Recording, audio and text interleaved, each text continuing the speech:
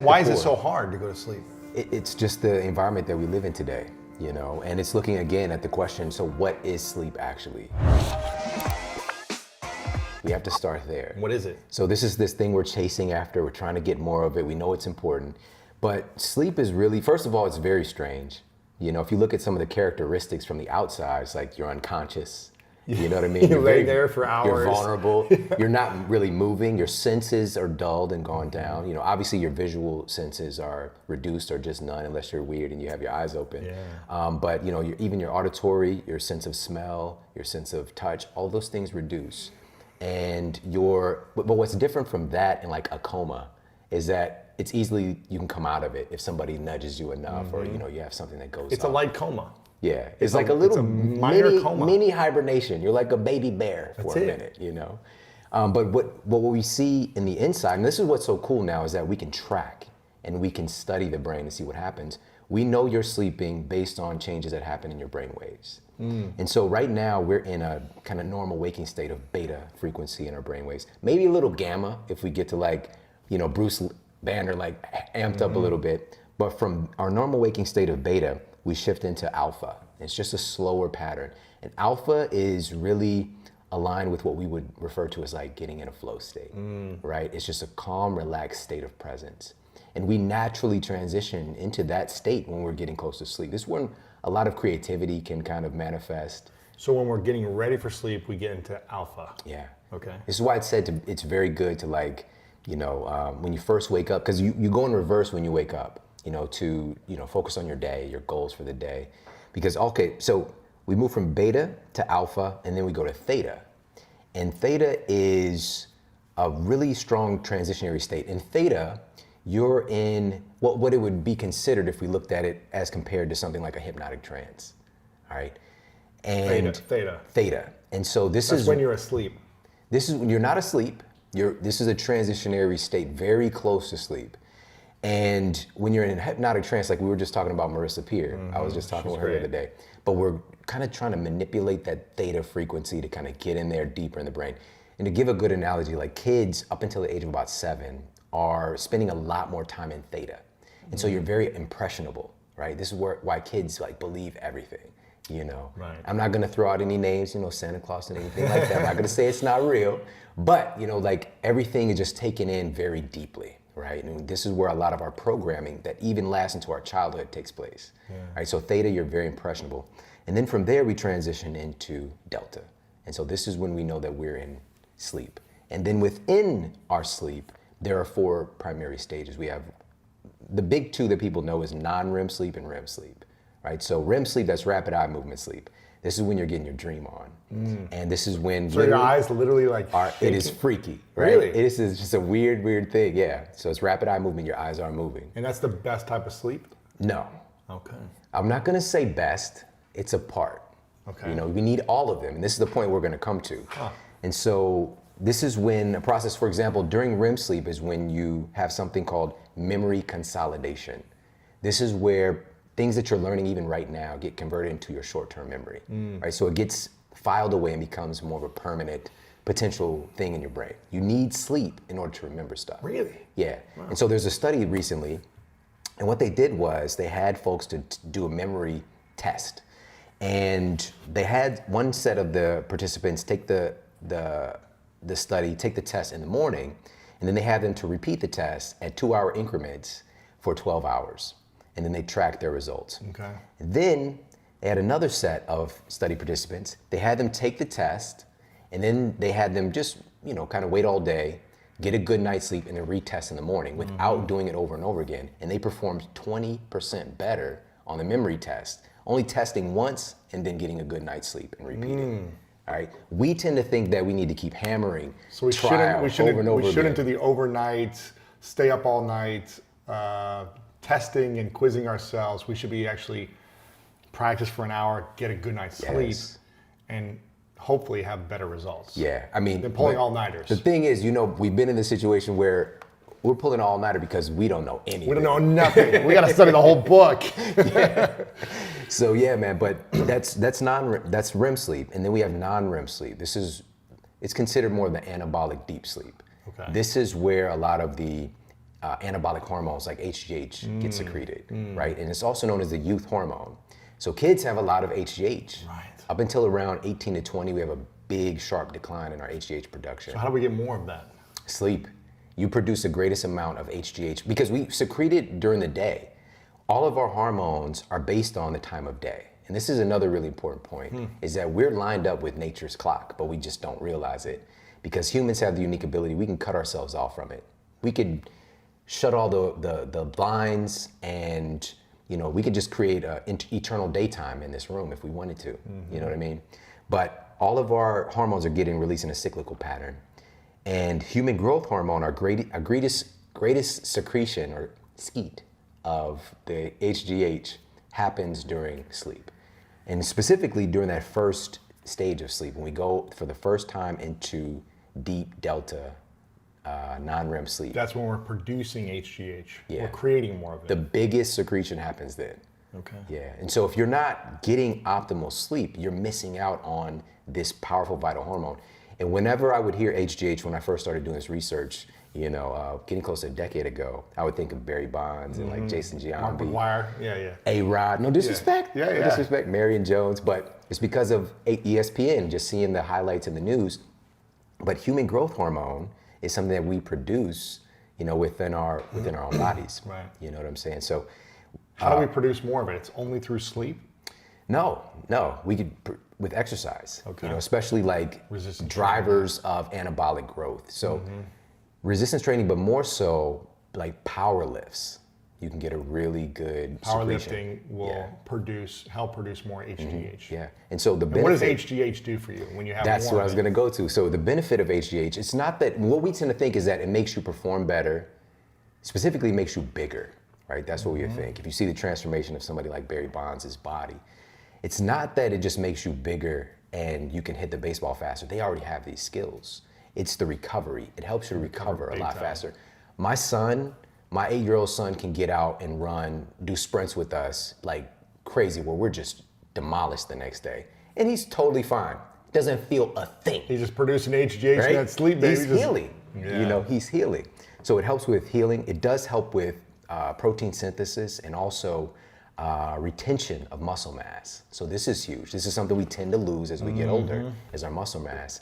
And I think it's really important for us to understand when we're talking about body composition, weight loss, fat loss, all that stuff, muscle is your body's fat burning machinery, really, that's on your frame. You need to have more of it if you want to burn fat. Yeah, because even as we're sitting, we're not training right now, but depending on the amount of muscle mass that we carry on our bodies has a huge impact on how many calories we're burning just sitting here, our resting metabolic rate. Right. So HGH helps you to retain that muscle that you're out there working hard to build.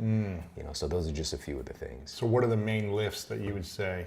Oh man, I'll tell you straight up, deadlift is like, it's money in the bank for producing HGH. And you're talking like heavy, or is this just like, if you're doing it, it's 70-80%? I mean, even 80% is pretty good, but we're talking like getting up there close to your max. Really? Yeah, absolutely. And that's for a lot of people, it's like that might be a little bit of fear comes up. Like, I don't want to lift that heavy. I'll tell you right now, I've been in this field for almost 20 years, all right? And what I've seen, people don't get hurt deadlifting. People getting hurt picking up a feather. They're getting hurt picking up a pillow. Why is that? Just because our bodies are so conditioned to sitting and not performing. And we're not doing the things that kids do that keep them healthy. Right? One of those things jumping on the couch, or just running around, or just picking up stuff. When do we do that? We do it as a kid. And then something happens, and yeah. we're just like, our environment starts to say, stop playing. Yeah. Stop playing so much. Especially from where I'm from, it's like, leaving, that's something we say, you play too much. Wow, that's so true, man. You play too much.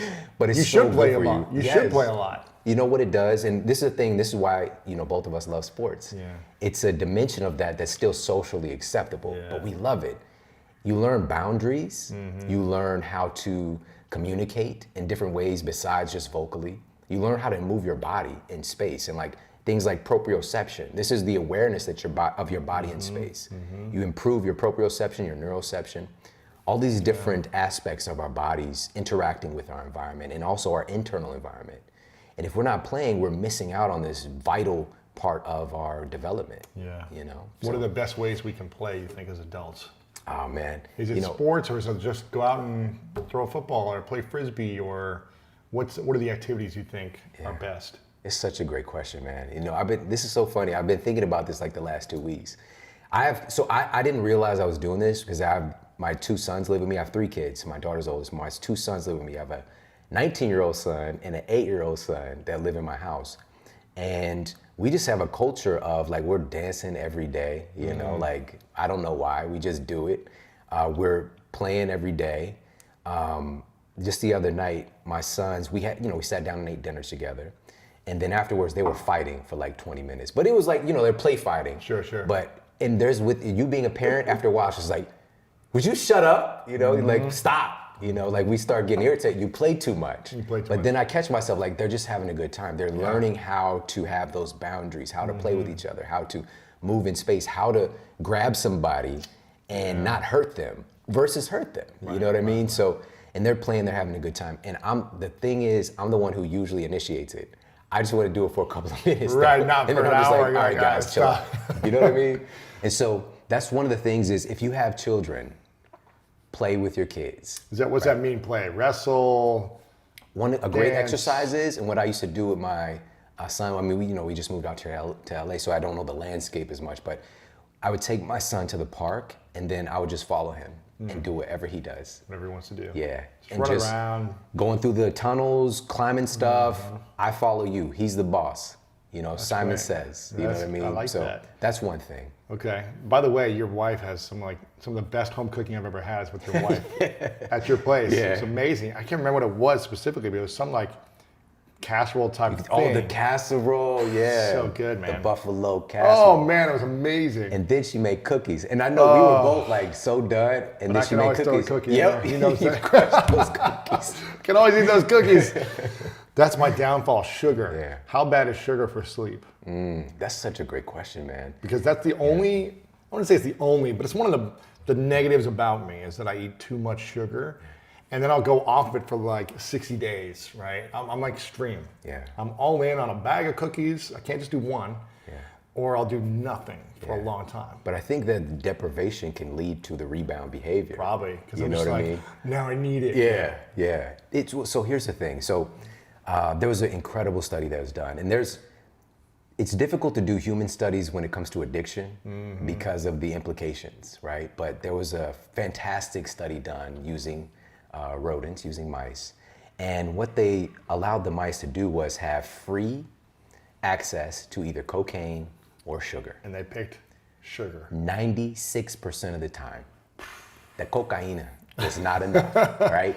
They were so addicted to the sugar. And they took... sugar probably tastes better too, right? They took rats that were already even addicted to cocaine, and they quickly progressed and shifted over to an addiction to sugar. Wow. It's that strong. And like we humans, we're hardwired. If we're just looking at our biology, we're hardwired through evolution to crave and to enjoy sweet things. For our biology, it's an implication that there's a lot of dense calories there. It's a dense calorie source. Yeah. It's not a calorie rich. It's not like a healthy calories, right?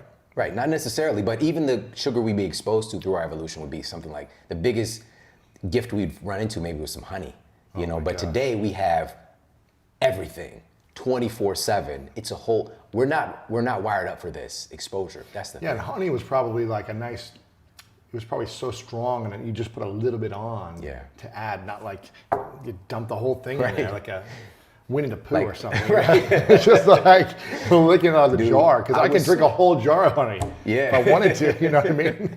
I was so addicted to Honey Nut Cheerios. Like that was my jam. God, those are so good. That little bee, man, it was like my bestie, man. Oh, those when I met my wife and I was like shifting, like I changed my health, and I've been working as a personal trainer for like a year and a half. But that was my thing. I was like eating organic, whatever, but I had my Honey Nut Cheerios. Wow. It was my midnight snack, right? But and here's the thing. The milk tastes amazing. Afterwards, the milk. Oh my gosh, it's so good. Get me started, man. I haven't had cereal in a long time. Yeah. That was one of the things that was the hardest for me to let go of. But it's something I eliminated essentially from my diet. Yeah. And I just replaced with cookies or something else. Yeah, man, it's crazy, dude. This the culture again. That's the big thing. But just on that point of how does this affect our sleep? I think it's a really great question. Before we continue this video, make sure to subscribe below and turn on the notification bell right now so you don't miss out on these great videos every single day. The first thing to understand is the impact that sugar has on various hormones. If we're thinking about, cortisol, for example, or, stress response. And basically what happens is when we eat a high concentration of sugar, we get this hit and it feels good. We get like a serotonin hit, and this is why some carbohydrates, like if we are selectively getting our carbohydrates, it can be a good thing, right? But it's just when we go too far and we have a hypoglycemic response, right? And so we get a blood sugar spike and then a blood sugar crash. And that for us, that's emergency to our biology, because when your blood sugar goes too low, you have reduced brain function, and your body, if we're talking about survival in the conditions that we evolved in, you're not sharp. You're tired. Exactly, and you can be more of a victim, right? And so, or prey. And so what happens is you get a response from your sympathetic nervous system and your cortisol levels, norepinephrine, adrenaline, all those things start to spike to lift your blood sugar back up again. So you're not vulnerable. Exactly. So that you're just sharp and ready and okay and prepared. So your body's just going up and down all day, as opposed to a steady and maybe a spike when you eat a little bit and then steady and right? Or but if we're talking close in proximity to sleep, that's gonna really mess your sleep up. Yeah. So when there's all these different people that talk about intermittent fasting or when you should stop eating by. What does the research say about eating before sleep? Anything, whether it's healthy, a snack, a dark chocolate, a wine, I don't care what it is. Yeah. Is there a time limit you should stop eating by before sleep? And is there certain foods you can eat before sleep that will actually benefit or not? Yeah, this is a good question. I've been looking into this for quite some time now. So let's address both of these things. Yes. Let's address wine, let's address alcohol, and let's address food. All right, so with alcohol, so what we do know is that alcohol does in fact help you to fall asleep faster. This is a fact across the board. Yeah, it relaxes you. Yeah, it's a sedative, and that's all good. The issue, however, is that we experience something with alcohol in your system and how your body metabolizes alcohol. It's called a REM rebound effect, right? REM rebound effect. And so what happens is we go into, earlier we talked about those sleep stages. Basically, you are unconscious, but your sleep stages are fragmented and broken. And so we'll go into a deep sleep. What are the stages again of sleep? So we're transitioning as we go from You're awake? waking state to sleep, we go from beta, alpha, theta, delta. But within our sleep, we have these 4 stages. So we have non-REM sleep, REM sleep, and some transitionary stages. Gotcha. And so some of these stages, when we're actually asleep and unconscious, get broken. And so our REM sleep is suppressed, right? And remember, REM sleep is where a lot of memory processing takes place. So if you're drinking a lot at night, you'll have less memory. Is that what I'm hearing? Do you know anybody who is drunk before they went to sleep and not remember what happened? Lots of people. Yeah. Wow. It's because of the sleep. So it doesn't matter. It doesn't matter that you got sleep. It's the quality of your sleep that matters. Yes. Yeah. And you can literally forget what happened. This whole. So many people say that. I don't remember a thing. Yeah. It's because their REM sleep is damaged. Wow. But then there's a big rebound effect with the REM sleep towards the end of the sleep cycle. If somebody is getting 8 hours of sleep on alcohol, and so again, but this is not to say you can't drink. Right. It's just I would recommend give yourself a little bit of a curfew with the alcohol of a couple hours if you can. Like if you plan on getting to bed at midnight, maybe just stop drinking around 10. Give your body metabolizes alcohol relatively quickly for most folks, and you can accelerate and support the process by having some more water. Is there a thing as having too much water before sleep? If peeing is a problem, like so many, people come into my clinic and they're just like, I keep getting up in the middle of the night. They don't drink water all day, then they guzzle it before they go to bed, But there are some situations when folks have issues with, their bladder and kidneys, things like that. But for most folks, if you're drinking water before bed and you're waking up once messes up your sleep is what I'm hearing. Yeah. I mean, it can, but I don't want to make a psychological big deal out of it because it's okay. There's even research now, and it's come out recently, just in the last couple of years, about humans having basically two phases of sleep. You know, It's there's some okay to evidence. wake up for a moment and then go back to Yeah. sleep. So what would happen if we're talking, you know, 1,000 years ago? Let's go back even further, 10,000 years ago. Yeah. When folks are, you know, you're living in tribes, you got a hut going, right? So you go to sleep, you know, but first of all, we would go to sleep earlier because when it gets dark, Yeah, you 7 go to o'clock sleep. at night. Yeah. Safety, right? You're not out and about on the tundra, you know what I'm saying, where the lion can see you, but you can't see it, right? You're protected a cave. Yeah. This is, and even if you think about sleep, because again, like I've been just processing this stuff for the last few years, if it wasn't as valuable as it is, we would have evolved out of it a long time ago. Just if you think about how vulnerable you are, right? It's just so much magic happens when you're sleeping that we just can't get anywhere else. And so anyways, we would go to sleep when the sun goes down and wake up maybe, so just say somebody goes to sleep at 9 o'clock. They sleep until maybe 1. You get up, maybe have a little snacky, maybe have sex, maybe, you know, if you got fire, maybe you write or read by fire. But today, phone, right? If we get up, midnight snack, beaming light coming out of the refrigerator. Crazy, right? And, you know, and we're grabbing like bathroom, a Twinkie, you know what I mean? But then you go back to sleep and you'd have time to get another, you know, 3-4 hours of sleep in addition to that. So it's, what I'm trying to say is it's not a problem that we wake up at night. And I've seen so many people get just very, just psychologically troubled. Messed up, yeah. You know, that I wake up at night. It's okay. It's okay. We have to relax into it and understand that, you know, things happen, our bodies, but for some folks it is chronic. It's a chronic issue, and it usually has to do with what's happening with their hormones. And if we did a hormone panel, we'd see that a lot of times we call them clinically tired and wired, where even though they're physiologically tired, their body's wired at night. Cortisol is spiking way too early in the evening, because your cortisol is actually supposed to elevate first thing in the morning, like between, you know, like when the sun comes up. That's how we are hardwired. Cortisol is not a bad thing. And that's another thing I want to make clear today. None of our hormones are bad. We wouldn't have them, you know, but it just gets all of the bad press now. But cortisol helps your thyroid to work. Right. Your thyroid is regulating your metabolism. You want to burn fat, you need cortisol, all right? It's not a bad guy. It's just if it's produced in the wrong times or the wrong amounts, it could be a little bit of a problem. Okay. You know, it's kind of, I think of it like Hulk, you know, in the Avengers. You know, it's like, he's got a role, but, you know, he might smash some stuff on accident if he's like given too much responsibility, you know what I mean? So, yeah, so if we're looking at alcohol, just to go back on that, on that 2 hours before, don't be excessive with it. I'm assuming, right? Don't get drunk. If you're getting drunk, you better believe like you're screwed. Doesn't matter how much time you got. The hangover is a result of the sleep damage. That's really the big thing. Really? Yeah. So if you get a great sleep, you shouldn't have a hangover. Absolutely, yeah. But it's hard to have great sleep if you're drunk. Yeah, you can forget. I mean, you forget about it.